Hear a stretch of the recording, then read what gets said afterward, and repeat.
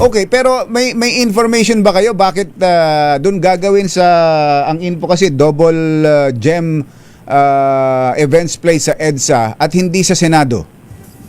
Well, that po sa problem. Kung may problema na po kaagad dyan kasi hindi siya magiging parang official na hearing. Doon na po siguro nagkakaroon ng pagrereklamo ang ating mga senador na bakit mo tatawagin blue ribbon hearing. Dahil pag sinabi mo blue ribbon, yan na eksklusibo po sa ating pong Senado na yung blue ribbon, sila po nag-hearing mga ganyang pag-hearing. Unang-una, hindi naman po sa premises ng Senado gagawin. So may problema na magmumukha lang po yan. Hindi talaga hearing yan. That will be a press conference po mangyayari.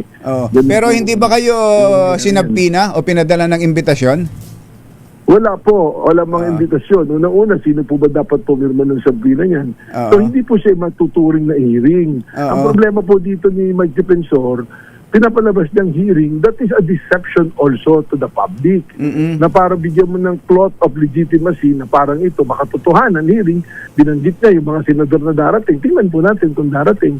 Dahil kung dumating po yung mga senador na yun, that will not constitute an official function. Maring to a certain extent, sabi nila official dahil consultative, hindi po ba? Pero as a hearing, it will not qualify as a hearing. Lalo-lalo na po ngayon, nagpatawag na ang ating presidente ng special session na nasa naman po yung karapatan niya at kapangyarihan niya bilang isang Pangulo, nakasaad po sa ating konstitusyon.